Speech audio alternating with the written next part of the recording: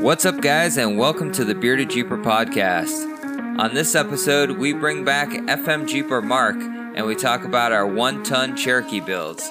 We also bring up the topic of my new squirrel neighbors in my garage, and much more. What's up, guys, and welcome to the Bearded Jeeper podcast. Today, we have Mark back on, FM Jeeping, FM Jeeper. Mr. Mark, how are you doing, Mark? I'm doing good, Kyle. How you doing? Doing good. It's been a busy week already, and it's only Tuesday, so... Yeah, the weekend can't come fast enough right now. Yeah, so one thing I wanted to have Mark back on for is we're both building Cherokees on tons right now. It's kind of like a contest to see who gets done faster, but I think you're going to beat me out on that one. Nah. No. You got your axles stripped. You got your truss welded in place. I'm still working on frame stiffeners. So. Yeah, well, I mean, you're dealing with trying to, actually get the equipment out into the garage, right? Because you still have electrical stuff you got to do, right? Yeah, I've actually found a way that I can use one of the outlets in my office, turn everything off, and it's seeming to work okay. I just run the wire through the window, and I tried it the other day, and I got a little bit of welding done. I only had a little bit of time, but it seemed to work for now. We'll see if it continues to work and not pop any more circuits. Hey, man, I've been there. Like, I was fortunate that I started wheeling with a guy who was like a master electrician, and he was like, "Oh, I'll come over and we can wire up your 220 one day." So, all right, no problem. I started buying the stuff, and then I was like, I want to get it done now. So I called him on the phone real quick. I'm like, what do I need to do? He walked me through it, and I did it all, luckily, by myself. But it is all up to code. Yeah, that's the biggest thing is making sure it's up to code. And I actually kind of came up with an ingenious solution, I think. I'm sure electricians out there will tell me it's wrong or something, but I already have a 30 amp line for my dryer. I was thinking about just redoing that and making it a 50 amp circuit, making a split where the dryer plugs in and have like a shut off. So like I can keep the dryer plugged in, but turn it on and off or switch where the power goes. And then have another lead that goes to outside and then run my line to the garage from there. So I think that'll work in theory, but I'm not sure. Yeah, I wish I could help you with that. Like I said, when it comes to doing stuff in the panel and doing that type of high voltage, I tend to shy away from that type of stuff. So yeah, from what I've seen online though, wiring up 220 is almost easier than 110 because it's just two 110 lines and then a ground line. You have two positive lines that are both 110 and a ground. So it's you can't screw up which goes to which apparently because they're both hot. So as long as you get the ground in the right spot, you should have it wired up correctly. Oh yeah, well that, and I'll tell you, when I pulled the panel and I was dealing with, even when I shut off the main, there's still a chance you can zap yourself pretty good. So yeah, I was you sweating definitely want to get one of those like little probe things and just start probing in there. Make sure there's no hidden wires that are gonna zap you. Yeah. But I'll tell you, man, if you can get a dedicated 220 line in your garage. Oh man, it makes all the difference in the world. It really does. Thing that sucks is my house, like the garage is detached. If it was attached, it would make life so much easier. But I have to dig a trench, and up to code, I think I have to bury it like 18 inches below the ground. So I have to dig a trench all the way from the edge of my porch all the way to the garage. And the garage is falling apart and in shambles anyway. And now I have a pet squirrel living in it. Oh God. You don't need a tenant in that garage. Yeah. Oh, hold on. I think my headphones might have just died. Uh-oh. Oh no, I can still hear you. Weird. Huh. I don't know what happened, but they just said power off, so it concerned me. So I might be hearing you through my speakers or something, but sounds like you're in my headphones still. I hope so. Yeah, I don't know, but we'll go with it. All right. Well, if they cut out, just let me know. Yeah. Yeah, I definitely heard that when you shuffled around, because these are the headphones. These are the Sonys with the bass steel. You could Yeah. feel the bass, and I felt that. So the headphones are still on. So the Oh, yeah. headphones are just lying to me. Well, I know. Like I started wearing Bluetooth ones. Yeah, that's what these are. Is that they're completely wireless. You can plug them in, but and I think mine checks in on me every like 10, 15 minutes. I hear like a weird beeping sound, like it's going to shut off, and then they keep going, which is the weirdest thing. But I love these. These are super comfortable, and so far they say they last like 8 hours, and I think they have before. I mean, I don't remember the last time I charged them actually, and I've done several podcasts, and this last one lasted 2 hours. I don't know if you listened to any of that yet, but that was crazy. I got halfway through the one with Brian. Yeah, So, yeah. I was impressed we could make it last that long. We probably could have gone longer if we weren't both tired and exhausted and needed to just be done.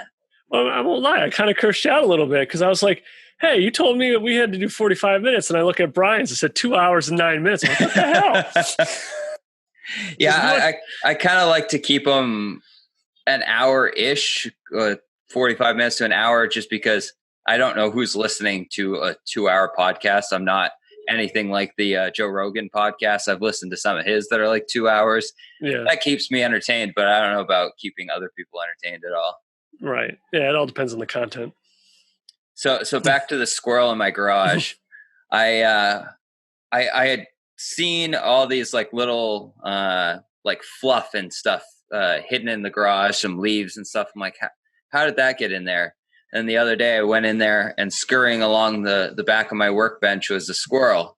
I'm like, oh, this is gonna be fun. Oh boy. And I found out where he nests. He or she, I don't know. Like there's a right where the wall comes up and it meets the eave of the roof. Yep. There's like a little spot because it's not sheetrocked or anything, and it's up in there. And I've heard it making all sorts of racket, and I was kind of poking at it with a stick, but I didn't want to. If there was any like babies or anything, I don't want to like kill the babies or anything. I just wanted to get it out of my garage. So I don't know. Maybe it's time for some mothball candy for the Mr. Squirrel. Maybe. Yeah. I don't know how you deter a squirrel from nesting in your garage. Me neither, man. I've got a woodchuck that's destroying my backyard. I've been trying to get him out of here for years. I was gonna say, if it wasn't in Connecticut, I would just shoot it for you. They frown on those kind of pew pew things in Connecticut. So yeah, we're a little sensitive when it comes to guns. So, but yeah, so the Cherokee build, for me at least, is gonna start coming back along.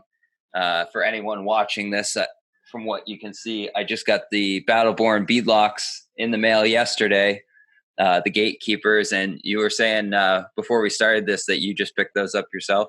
Yeah, you turned me on to them. So if anything, Battleborn, if you're listening, Kyle turned me on to you. Yeah, I'm hoping to have them on the podcast at one point. I've been talking with them quite a bit. Really good guys. It's a completely veteran-owned company, so the money's going in a good place, supporting our veterans, supporting our troops. So really, really great things from their company. So I was 100% down in supporting them, and those are the same beadlocks that I now have on my JK, and I've seen people just bash these off rocks, and they hold up to the abuse for sure.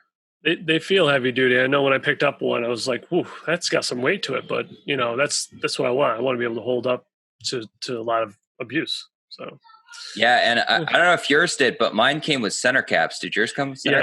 Yes, they did. I was like, "Ooh, center caps. That's awesome." Too bad. I didn't know that, and I was like pleasantly surprised that they came with them, because I don't know any other wheel that comes with a center cap. Usually, you always got to buy them extra. Yeah, and I've broken thousands of them because they're like cheap, chintzy Chinese plastic. Yep.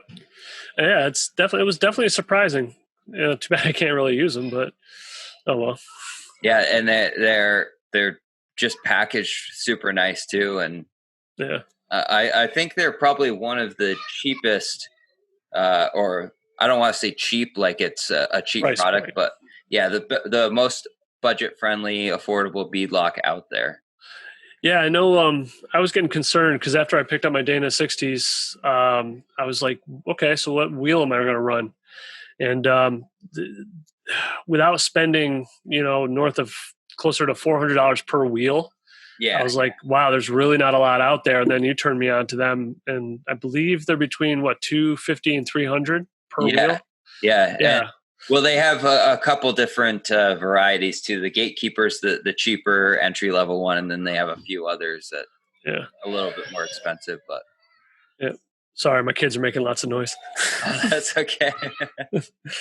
But yeah, no, I've had good luck on steel. I've seen guys break, alloys, and you could do the same thing with steel. But I've bent steel, been able to hammer it back in place, air up the tire, and keep moving. So it's Yeah, most of the time you can salvage it and stuff. yeah. When you balance yours, are you going to do weights? Are you going to do these beads? What are you going to do?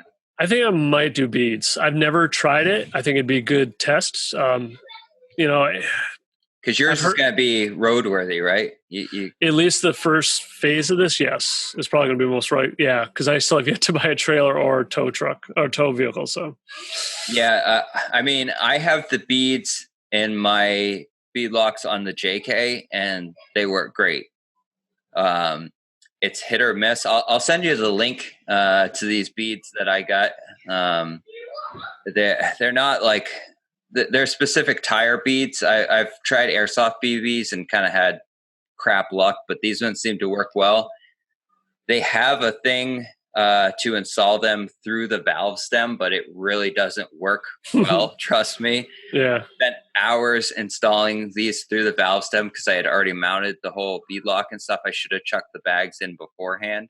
right. Trying to get away with not balancing them, and that just didn't work.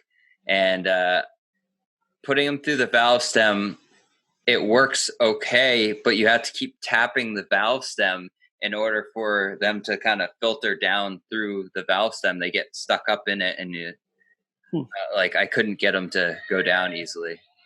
Yeah, I have yet to really kind of have a lot of experience with balancing tires with beads. I really have never really experienced it. Most of the time I've ever balanced tires, it's always been with like lead weights or those hammer on or stick on weights. So that's really all I've had experience with so far. Yeah, and the stick on weights for off roading kind of Suck. yeah, they pop right off, and then Yeah, they're kind of pointless. I mean, I'm not going to worry about balancing mine because it's going to be a trailer queen anyway, even though I haven't bought a trailer or a truck yet.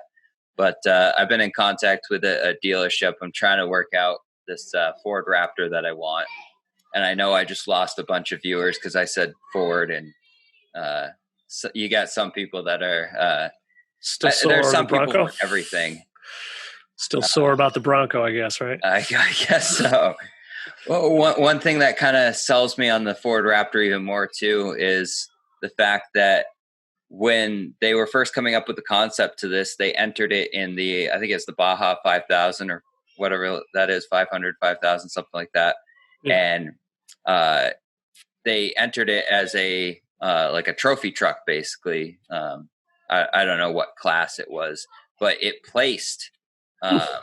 So that was impressive enough for me to be like, yeah, I definitely want one of these. And they're starting to come down in price to be more within my price range. But yeah, it's weird seeing what vehicle prices are doing right now, considering like the economy being what it is, COVID being what it is. It's like I can't, because I know we talked a little bit, I think on the last podcast, about buying a Gladiator or something like that. Yeah, I can't imagine having a $400 or $500 car payment right now. Like that's just, it blows my mind. But and I see like even now, more used vehicles are harder to find because people are buying more used vehicles. Yeah, and it's crazy. Like it's all over the place. The car market's crazy.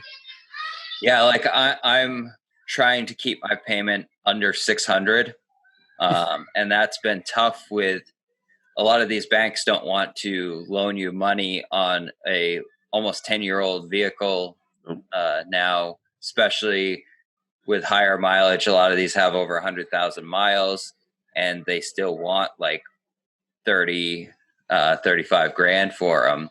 So they're still high in value, but the banks don't see that. They just see high mileage and how much longer are you going to have this rig. And so like the places I've been checking, they've been like, yeah, we can approve you, but you're going to have like $700-800 a month in payments. And I'm like, no, I can't do that. You can go buy a house or mortgage a house for that almost. Yeah. And like I was talking to one of my buddies today and at work, and he was saying that he has like an $800 and something truck payment. I'm like, how the hell do you afford that a month? That's just unreal. That's, like you said, that's like a mortgage. And especially now with such uncertain times, because I was fortunate to work through the whole COVID thing. I think I only missed one day at work, and now we're actually hiring people because our business, was luckily starting to kind of catch on again, and we're starting to hire people, and just seeing people come through the door saying, I was working at a place for 20 years, I got let go, like I don't know, I couldn't take on even a $300 or $400 car payment with this uncertain times, like, because we could wake up tomorrow, COVID spikes again, and places close down. It's crazy. Like I wouldn't want to take that risk. Yeah, luckily, at least right now, for those of you who don't know, I work at Ruger, the gun company, and they can't keep anything in stock. Basically, we're hiring people like mad, and it's just unbelievable numbers. So I'm pretty secure where I am right now, at least until something else happens politically or something. And and we're paying the wife's Jeep off here in October. So nice. Her Jeep was like 500 and something a month. So it just kind of be replacing that basically and we shouldn't notice much of a change. Right. So you're going to just basically swap one payment for another. Right. And it's going to be nice having a third vehicle that we can drive around to. Like say the truck needs to get work done on it. I could drive the Jeep, or if the wife's Jeep's in the shop, she could drive my truck or whatever. It's just always nice having that third extra vehicle.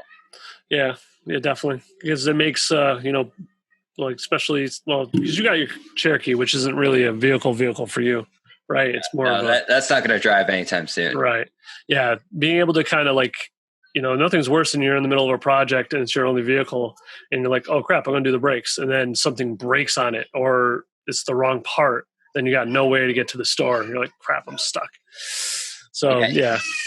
Doing work on a daily driver vehicle and that's your only vehicle and transportation to get to work stresses you out unbelievably. Like I can't, like especially if it's on a Sunday afternoon and I haven't got it back together, I'll be swearing at it, throwing stuff at it, hitting it with a hammer. I'm like, just work. I need you to get back together. Yeah. Oh no. See, that's what I've always been under the mindset that if you're going to mess around with the vehicle, have two. Yeah. So that way you always have a fallback. And that's kind of, my wife gives me crap about it because she's always only had one vehicle. Ever since I was probably 18, 19 years old, I've always had two. So sometimes three, but yeah, my wife just doesn't understand that. Yeah, when you have one that's more of a like four-wheeler kind of toy, that it definitely, like when I snapped my axle in half, I was real worried I wasn't going to be able to get it back and rolling as fast as we could. For that, like luckily I had a spare Dana 30 with no gears or anything in it. We took the next weekend. I got rides to work for a week, and then the next weekend we threw it in there without the gears just so it could be a rolling Jeep again. Yep. And everything else survived somehow after it was being drug out of the woods.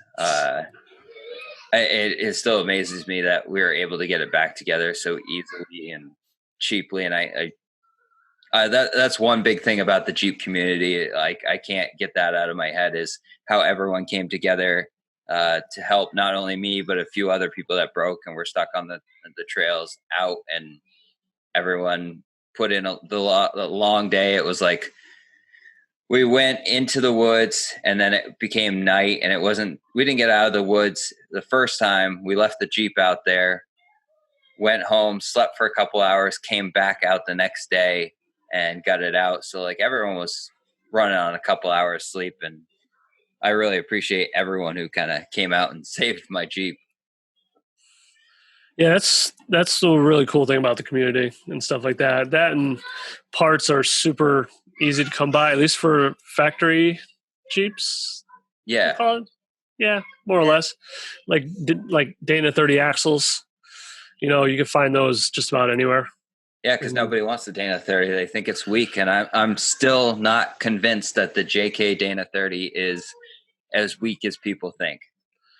I think they've proven that it is stronger than the XJ30. Yeah, they've definitely beefed it up, and it's basically the same axle as the 44 from the JK. I think it was just the center section's different or something. I think the tubes are exactly the same, if I recall. There was only like one slight difference in it. Yeah, I'm not sure about I couldn't be sure about that. Know for sure what that difference would be. I'm not really well versed on JK stuff. I should be by now, but I'm not. I'm XJ. I hate to say it, but XJ, little TJ. That's kind of it right now. Yeah. Speaking of Cherokees, we'll get back to our Cherokee topic. So you've gotten pretty far along. What are you working on next on your 1-ton swap here?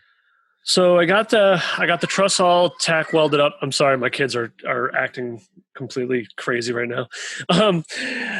So I got the front axle is completely cleaned. I've cleaned up some of the pitting that the previous owner did. I guess he gave it to his buddy, cut it with a torch, and his buddy was either drunk or not paying attention. Cut into the axle in a couple spots. Luckily, not too bad, so I filled that. House is gonna burn down. Those kids. Jesus. And I got the Artec truss tacked up. I might lay some beads down a little bit tonight after the kids go to bed, hopefully. And are you keeping 3-link? You because you have the Iron Rock long arm, right? Yep, I'm going to do 3-link. I got to figure that out because I was going to contact Artec about it because I got a weird bracket in mind.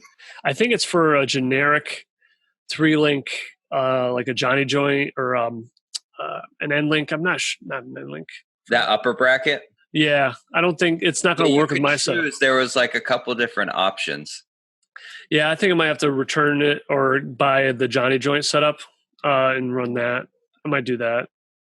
Because the link that the joint, the bracket they sent me isn't going to work for my setup unless I get a whole new arm. But that 3-link upper control arm is brand new. Iron Rock Off Road sent me their updated version for their high pinion Dana 30, which has a additional curve to clear the pinion. Gotcha. So, are you keeping? So you're keeping the upper arm on the driver's side then? Yes. Like on top of the diff itself? Yep. Yeah. Probably factory location just for now. I think I'm moving mine to the opposite side. Passenger side? Yeah, on the passenger side somewhere there. Just because I've heard, I was talking to this guy on Instagram and he said he had to move his to the opposite side just because he had a big, I think it was his drive shaft. He started contacting his drive shaft with the link arm at like flex or something. See, this sounds very similar to the problem I had.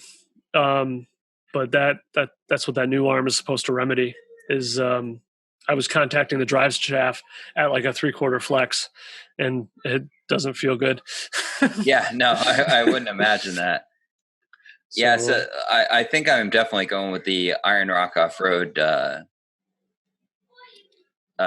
cross member there, the center cross member, because I think that mounts it up the highest out of anyone I've seen. So yeah, that was my big selling point for me on that, was that it sits up nice and high, tucked in under the frame really well.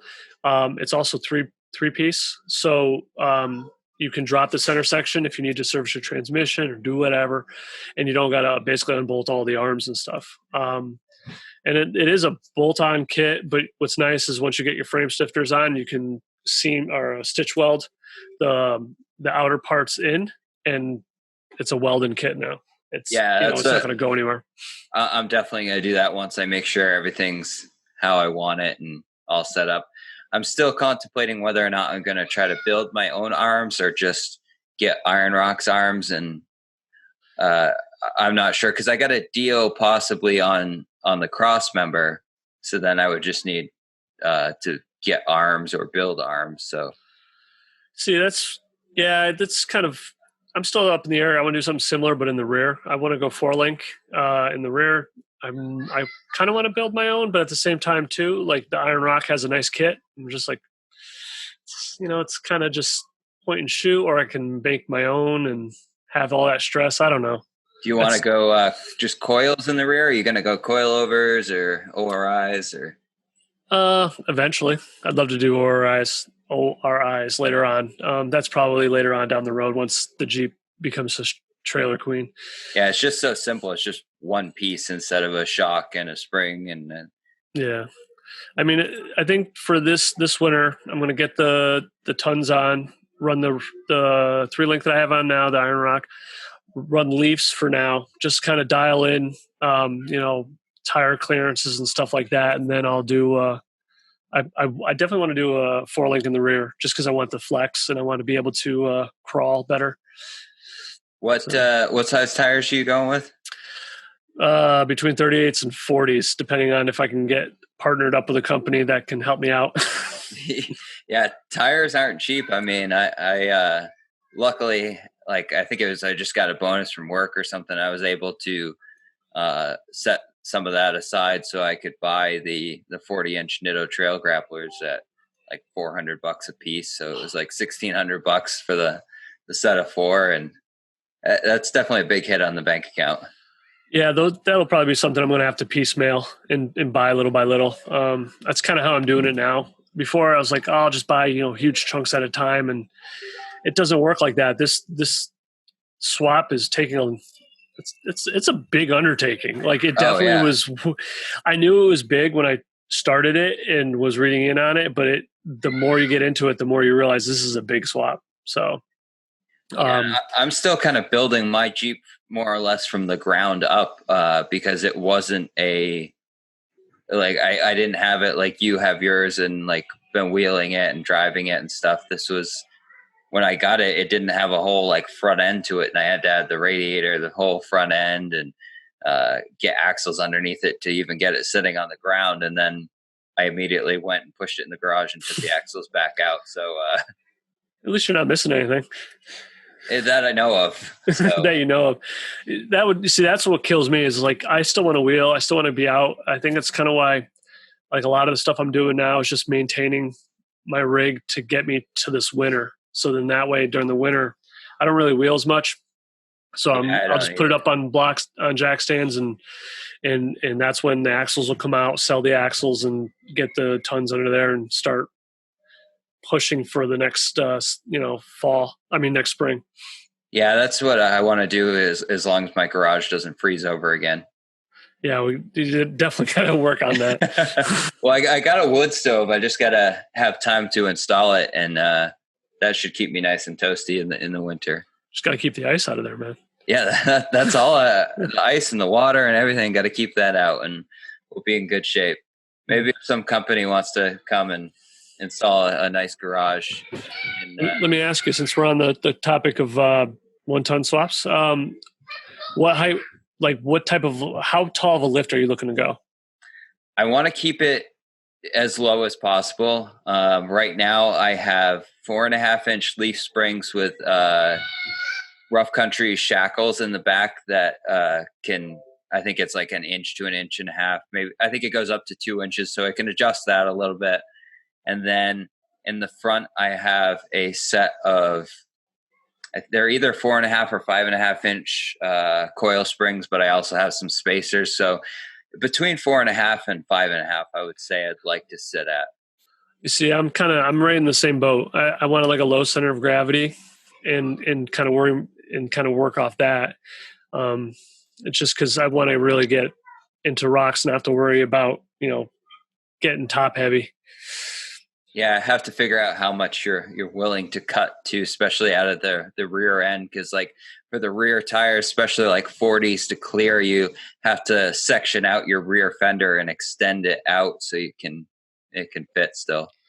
Yeah, yeah, yeah. That's a lot of cutting, but once once it becomes a trail queen, we can definitely cut even more and not have to worry about it as much. Now, are you keeping the stock gas tank or are you going fuel cell? Because I know I'm going fuel cell just because I was laying underneath it, and that's the only real thing that sits real low on it. I think initially I'm going to keep the factory tank. The fuel cell idea is definitely really nice because then, like you said, you gain a ton of ground clearance. You can stretch that rear axle back and not have to worry about hitting anything besides the body. That stock tank sits so low. Like now that I have everything out from underneath the rear end, it's just like why is it such a big area under there? There's really nowhere else to put it. That's the thing underneath there, So I don't know. When I weld on my rear frame stiffeners, I think I want to take it out anyway to be a little more safe and not be welding around a gas tank. Yeah. So I think I'll just take it out and leave it out. Well, I mean, I know a lot of guys, they can get the fuel cells. They just slap it right in the rear cargo area. For me, I want to carry a spare. I don't know if I want to carry a spare 40. But I don't know. Like I'm still kind of up in the air right now. I just want to get the axles underneath, get a season under on them, and then kind of go from there. Yeah, I think I want to. I'm personally not going to run a spare. I don't think. We'll see how it goes, but I like Matt from Bleepin' Jeeps kind of theory on it, since mine's going to be a trailer queen as well, just like his Scorpion crawler and his Command Sheep and stuff. If you pop a tire, just keep a plug kit with you, one of those big like patch kits that you can take the tire off. Bead locks are easy enough to get to the inside of the tire, and you can repair it there. But all you really have to do is be able to limp back to the trailer, so it doesn't have to be 100% permanent fix, just enough to hold air to the trailer. I mean, you made a good point, and those kits are very small. You can put them just about anywhere. They work most of the time, and but you're right. Like a 38 to 40-inch tire in the back of a vehicle—that's a lot of space and a lot of weight too. That's true. Like I'm dreading once I mount these 40s on bead locks, trying to get them up on the axle. Oh man, need an engine hoist. Yeah, my buddy actually has an engine hoist, and that's what we've been moving around the axles with and stuff. So I for my swap, I got to I'm almost done welding on one side frame stiffener, and then I got to do the other side and then the rears. Then I can really start focusing on putting the axles underneath. Yeah. And I think the rear axle is going to be fairly simple. I have the brackets cut off already. So all I'm going to have to do is go ahead and throw it underneath there and just like bolt the U-bolts up and stuff into place and put the shackles and everything, leaf springs, get it all sitting where it wants to, set my pinion angle, and then I just burn it in, and everything should be good. That's what's easy about leaf springs. Yeah.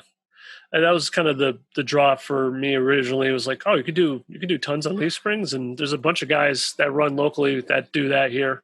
Like, oh yeah, it's not bad. I mean, you're not going to obviously flex as well as you would with coils or not, but it'll still get it done. I mean, seeing some of the stuff these guys were doing is pretty impressive. I've seen some Cherokees on tons with just leaf springs, and they flex more than you would think for leaf springs. Oh yeah, but I'm still trying to figure out, because this is my first time doing a big swap like this. For the rear pinion angle, I think I'm just going to have the differential, the yoke of the differential pointing out straight. So that way the transfer case will point out straight. And then if I get a double cardan U-joint or drive shaft, Yeah. that requires both of them to be straight, right? Trying to think. I'm going to get roasted for this. I should know this. Because I'm pretty sure that both of those are straight for double cardan, and then if you just have a single U-joint in there, you should angle it towards it. I think. Don't quote me on it. Yeah, I don't even want to make an educated guess because, to be honest with you, put me on the spot. I don't remember that. Yeah, this is my first swap, so setting up pinion angles and stuff is going to be interesting. But I really enjoyed Nate from Dirt Lifestyle, his recent video about his Land Cruiser there. Yeah, that's an impressive swap. Yeah, like he's doing a 1-ton swap, and I mean he shortened a Dana 60, which is impressive in its own thing. And he flipped it too. It was and he flipped it. It was a driver's side drop. Yeah, driver's side drop, and then he flipped it to a passenger side drop, which is pretty cool. He's got skills. Yes, he does. So but I liked his video about setting up the like control arms and stuff, because he laid it out and it seems relatively simple if you take the measurements, take your time and do it. Like basically follow his directions. Yeah, it's a lot of it's math, and it's just kind of plotting and a lot of measuring, go back, measure again, go back, measure again, and just kind of visualize. Yeah, like I think the rear axle is not going to be that big of a deal, but when I get onto the front axle and setting up the arms and stuff, that's where definitely going to be asking lots of questions and people that have done it before and know more than me. Oh yeah, and that's you and I are kind of in the same boat. Like I've never done a build like this. This is all kind of new to me, which is also why I'm not really filming a lot of it. I'm kind of just putting up pictures on Instagram, not claiming to know everything. That works. I mean, everyone's got to start somewhere, and I want to document as much as I can of the build, or as much as I don't get frustrated and just shut off the camera kind of thing. But I want this to, at least my build, to serve as kind of like showing people that you can do this and you can create something bigger than you thought you could create. But it just takes a little time and effort and learning, asking questions. Everyone was new once. You don't start out knowing everything.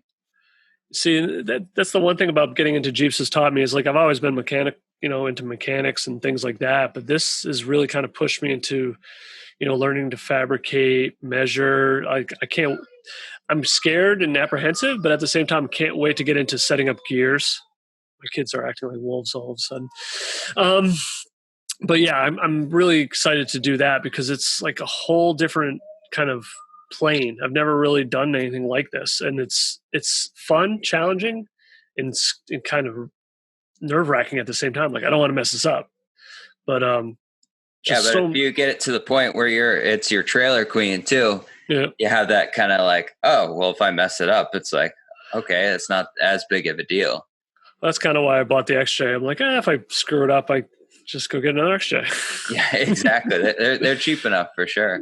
No offense to you XJ guys. I live the life too. So it's definitely a good base to start, and it's a cheap way to build a rock crawler, basically. Yeah. And I'm super excited too. I don't think you can see my other box back here. No. A Yes Welder box. Oh. I got my plasma cutter. The same day as the beadlocks came in yesterday. So it was like Christmas at my house the other day.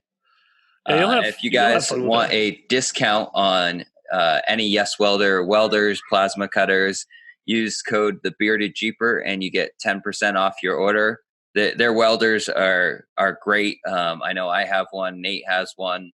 Now we both have plasma cutters, and their products are at a lower price too. So you can, if you're just starting out like I am, it's an easier way to afford it. And that discount code gets you 10% off. So that might be the thing that pushes you towards it. They also have really cool hoods, welding hoods. Yeah, that was I believe when I was talking with them, that's how they kind of started, is just doing hoods and that kind of thing and masks, and then they got into, oh, let's start making machines. So then they started making a few welders, and now they have like a new TIG machine they're gonna launch, or they have launched, and plasma cutters. So they're just kind of taking off, and it's a good thing to see. I mean, yeah, I don't believe they're made in the USA. I think they're sold in the USA. I could be wrong on this, but still, like they're a great company. They've been really good to work with so far, so I enjoy having them. I mean, just from the outside looking in, it looks like they've been very, very supportive of you and Nate, SWB. And, it's really cool to see them kind of get behind you guys and kind of fuel your passion, which is really, really cool to see that, kind of get you into welding, get you into fabrication. And yeah, because when I first talked to them, I was like, yeah, I don't know anything about welding, and I can't really afford a machine yet. And the fact that they were willing to send me a machine, they said, hey, we want to be your first machine to learn on. We want you to kind of get into this. And I think it was really awesome of them to be able to reach out and say, hey, we want more welders. We want people to know how to fabricate and do stuff. So it's really awesome for the community. Yeah, welding and the welder is probably one of the best tools I ever bought, especially since I've been into Jeeping, because it opens up so much more opportunity. You could fix things on the fly. You can make your own parts. It's not to say you can't do it without it, but it's a lot easier with it. Yeah, like you just recently built your whole rear bumper there. That turned out really awesome. Oh, thanks. Yeah, hopefully that'll be up in the next week or 2 weeks. That's a long video, so I got to cut it down. Yeah, looking at the pictures, that turned out really awesome. You're going to build a front bumper eventually too, right? You said, or? Don't know about a front bumper yet. Yeah, I don't know what I want to build yet. Actually, I want to build a shackle, leaf spring shackle relocation. Did I say that right? I'm kind of it's been a long day. Yeah, I hear you there. Yeah, I want to do some shackle relocation. I'm working on getting a cage, which I want to weld and stuff. But the front bumper I'm actually pretty happy with right now. I don't know. I might go stubby eventually, but I'm pretty happy with my bumper.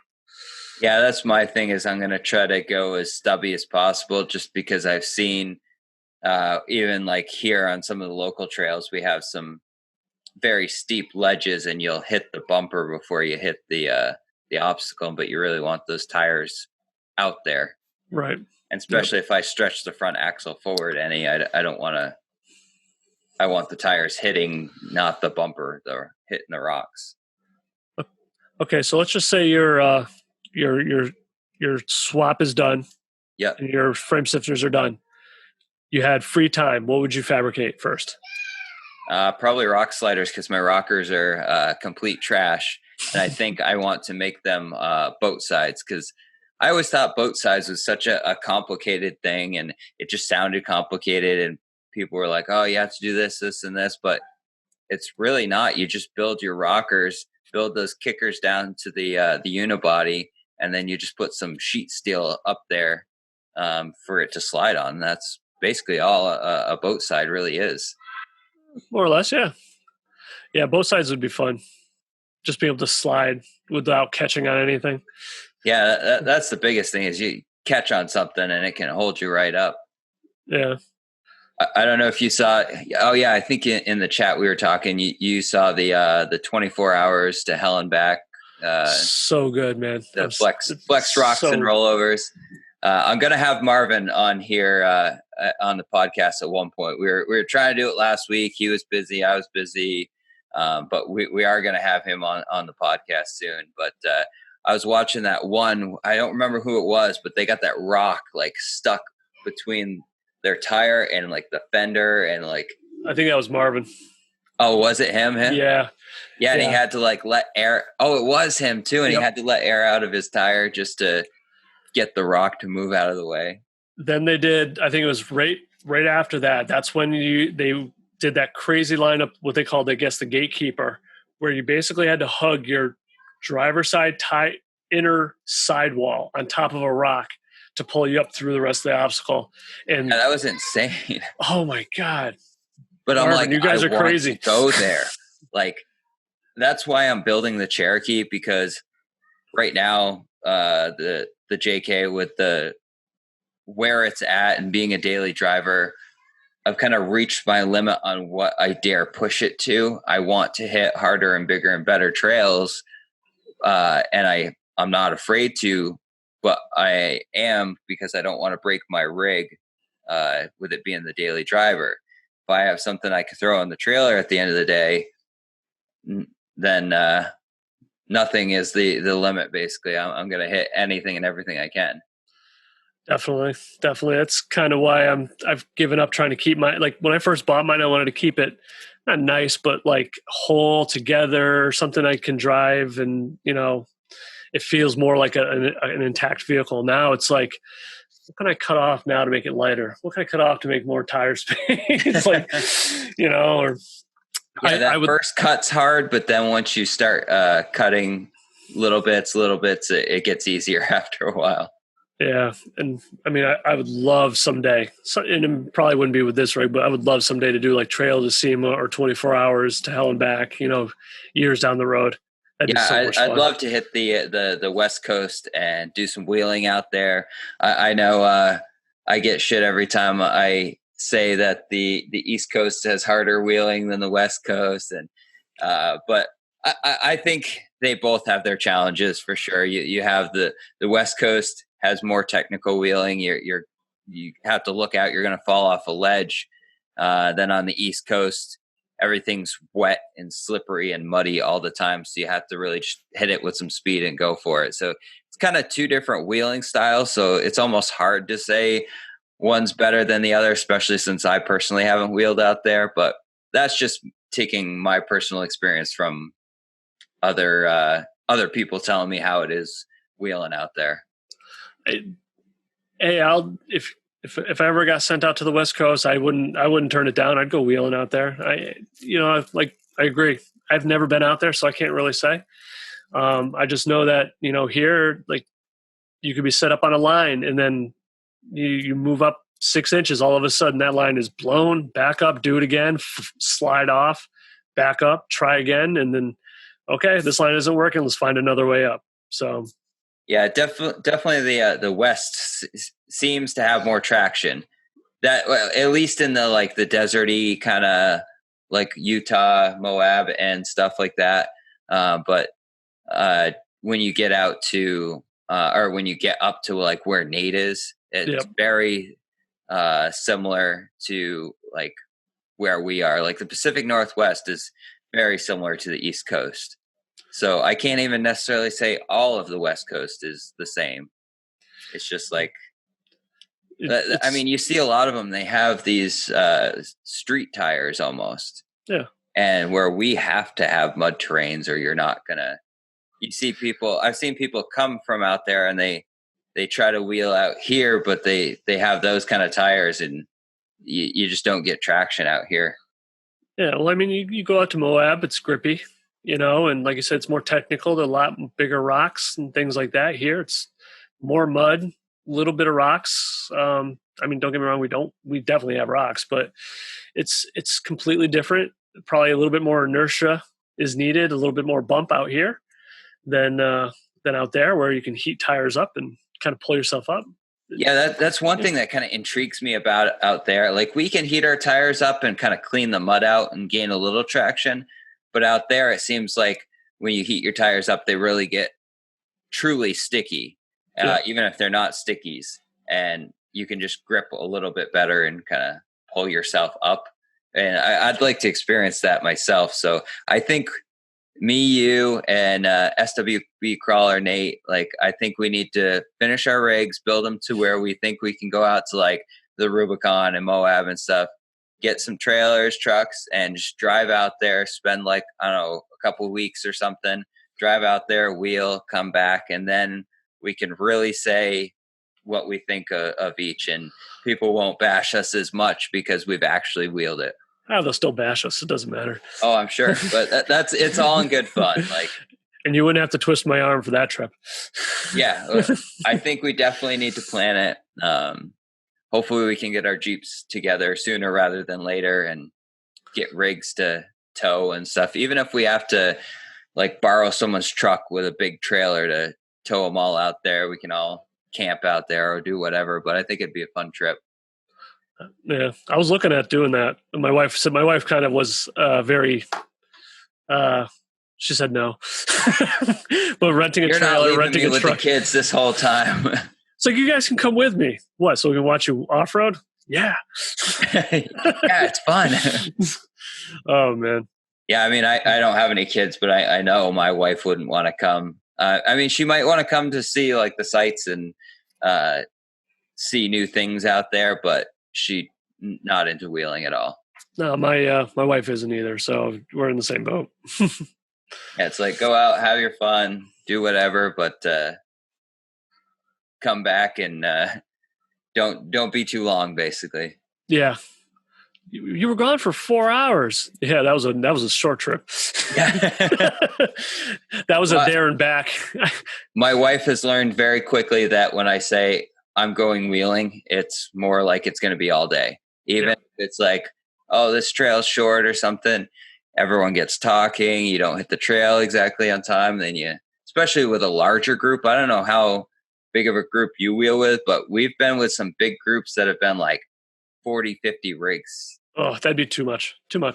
Yeah, it's unbelievably hard, like especially making a YouTube video.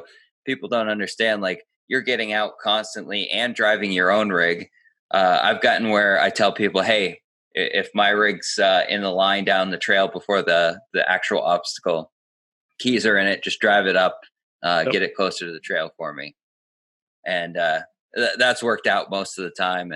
But still, like, trying to film that many rigs and then half of them finish the trail before you're even close to being up. Yeah, I've been on 1 or 2 runs with about 20 to 30 rigs, and it just happened to be one that I brought my wife on, and she's just like, "This is what you do? You sit in the woods all day, parked?" I'm just like, "No, this is abnormal. This is way too many people." Yeah, then one person always ends up breaking in big groups like that too. And yep. What would you say the best like wheeling size group is? Ideally, like 5. Honestly, 5. I would say like 10 or less is ideal. Like any more than 10 and you really start to get where you're like it's hard to keep that many people in control, basically. See, I like 5 because there's enough people there to kind of help you if you get in trouble, but not enough to slow you down, really. And it keeps the pace moving fairly well. And like specifically for making YouTube videos, if you have like 5 or so people, it's not like just having 2 rigs. You kind of get some variants of different people hitting the obstacles. So yeah, I'm the wheeling videos is just not something I'm good at yet. I like want to get better at it and try to be more artistic with it and try to make it more appealing instead of just here's one rig, that's it. Here's another rig, that's it. You know? Yeah, I think we can work on some things when we get to wheel together. We'll kind of shoot ideas off each other and make some cool videos and share footage and stuff like that. And I think it'll help both of us become better at filming. So we got to get wheeling it, whether you come up here, we go to Ma Bell or something. We got to get it planned. Yeah. Life's got to slow down just a little. Just a little. Just a little. We have a long weekend coming up for my work for Labor Day. So yeah, actually, I think I'm off too. Maybe we need to plan something for Labor Day weekend or something, as long as you don't got any other plans. Yeah, I'll see what happens. Maybe I can convince my wife to watch the kids. Yeah, I mean, even if it's just for a couple hours, like how far are you from Ma Bell? About an hour. Yeah, I was going to say I'm like an hour and a half, somewhere there. Yeah. So that would probably be a good middle ground for us. Or there's Harris too, you've never been to Harris. I've never been to Harris. Harris is fun. I don't know if he's open right now because he's having some issues with the town. Oh, okay. But Harris is fun, and you can definitely get into some trouble there. Yeah, like even Ma Bell, I like Ma Bell because it's so wide that you can kind of choose your own hardness level. It's like you could go this line and really screw yourself, or you could be this line and walk right up it. Actually, have you done the gatekeeper yet, straight up, or have you gone to the left? No, I usually end up going to the left. I've gone like almost in the middle a little bit, but more left before. Yep. But I've seen people go straight up it, and it's like, holy crap! Like, I really want to try it. I don't know if I'm ready yet, because you can ride the face of it and just ride over to the right and roll. So I'm like, I'll. Yeah, I was gonna say, I think Off-Road Elements was there a couple of weeks ago, a month ago, with, I think they were with Rock Crawler, or someone was there with them, and I think one of the rigs rolled that day too. Yeah, that rock face can, and it's gotten worse from what I've been told, because I hadn't been there till this year. Yeah. The guy I wheel with, who goes there a few times a year, it was the first time he'd been there this season. He was just like, ooh, the very bottom of the gatekeeper is just so washed and rutted out. It added like another 2 to 3 feet to that climb. I was gonna say, I can't remember the last time I've been, if it was like last year or this year, not this year. I haven't done like any wheeling this year, basically. But yeah, it can definitely change it. Like all that water's running down that hill. So yeah. Have you done Old Florida Road? No, I really, really need to get up there. It's just, that's about almost a 2-hour drive for me. And yeah, I think about the same for me. I want to hit it. That first big obstacle on the trail. I have a few videos on it. Every time I've gone, it's with a big group, and I'm like near the end, and I don't want to hold people up more because people take forever on that obstacle trying it. Yep. And so I've yet to really try it, and I'm not really sure my rig can handle it, but I'd like to see and try it. So that's why I'd like to go with a small group. If it was just like us or a couple people, like then I'd be more willing to give it a shot at least.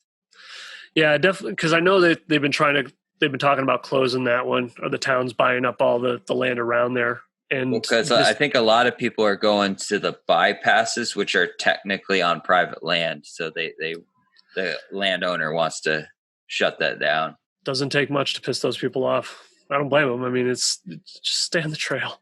Yeah, you get a lot of yahoos that, especially ones that are drinking on the trails or doing this or that. It's like you're going to ruin it for everyone.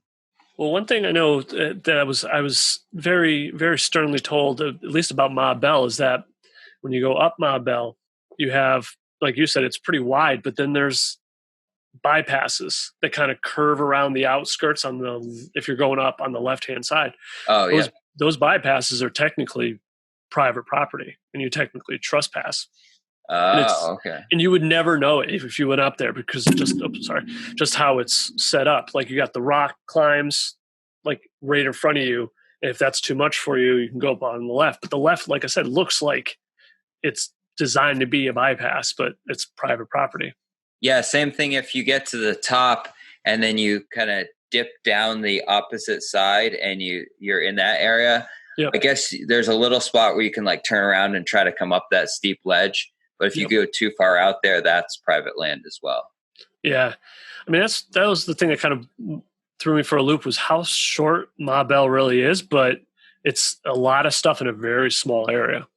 Yeah, and like I was saying, you can choose your line, so it's really good for someone that wants to maybe start to push their boundaries, I think. Yeah. And it's got a little bit of everything too. It's got some stairs, like stair climbs, straight up flat rock climbs, and a bunch of other stuff, and just boulders on the ground that you can climb over. Yeah, it's a fun place. I love it. And like when you turn around and come down that trail, it's terrifying going straight down. Like some of those ledges are really steep down and slippery. I think that's where I bashed. I have the Poison Spider Rock Brawler. I think they are the rocker guards for my JK. Yeah. And one side I actually have, like, it's thick steel, and I have a dent in it from Ma Bell sliding down the trail and just landing on a rock so hard. I felt that all through my spine. Going down that hill is very deceiving. Very deceiving. It's kind of like the if you go to Roush Creek, they have a new Crawling for Cops trail. I wasn't able to go this year because of all the Corona business, but I usually go for Crawling for Cops every year, and they made that Crawling for Cops trail. And when you get near the end of it, there's just this like super steep ledge, and it has all this like loose like shale kind of rock. I don't know how to describe it, but I have it in one of my videos, and it doesn't look like it's that bad, but once you start going, you can't really stop. So you have to kind of pick a line when you're up top and kind of just aim and go down. That loose rock is terrifying because you think you got it nailed, and all of a sudden the rocks start giving out, and you're like, "Oh boy!" You either lose the line momentum completely or changes halfway down. Yep. Oh. Yeah, I got to get out wheeling this year. It's been too long this year. I haven't wheeled like at all. I definitely didn't do as much as I wanted, but with everything going on, what can you do? I'm ready for it to be done. I want things to go back to normal, things to open up. Like, hopefully 2021 is a better year for everyone. And hopefully it involves me and you wheeling our 1-ton Cherokees together. Definitely. A good buddy of mine said, this is the rebuilding year. Can't really get out much anyway, so you might as well just do a bunch of modifications on the rig. Yeah, that's what I've kind of resorted to is I'm just going to build my Jeep and maybe wheel a little here and there with the JK, but I think we're just going to go with that and see how it gets and go from there. Definitely. Yeah, we'll have to meet up. All righty. Well, it's probably been longer than we planned on doing this podcast for, and I know we both got to get going. It's a weekday, a school night, if you will. Like we got stuff to do. So I really appreciate you taking the time to be on here and talk about Cherokees and stuff. It just kind of led one thing to another. I think it turned out to be a really good podcast. Just a bunch of two Jeep loving guys talking about whatever comes up. That's cool. I'm good with that. Make sure you go follow Mark, subscribe to his YouTube channel, FM Jeeping on YouTube, and we'll hopefully boost your subscriber count up. What are you at now? I'm at 590. 590. Let's see. I want to see you at 1,000 by the end of the year. So everyone, yes, I don't know how many people listen to this, but I put it on YouTube as well on the weekends. So maybe we can try to get you up to 1,000. He has a lot of good Cherokee videos, a lot of content like building stuff for the Cherokee. So a lot of you Cherokee guys will really appreciate his channel and his build, and he's always answering the comments and responding to people right away. So let's get his channel to 1,000 by the end of the year. I want to see it. That'd be awesome. Thank you. All right, guys, that's it. Another episode down of the Bearded Jeeper podcast. If you enjoyed this, make sure you share it with your friends and make sure you leave a review, leave some feedback so I know you like it. As always, guys, stay bearded, stay Jeepin'. I'm out.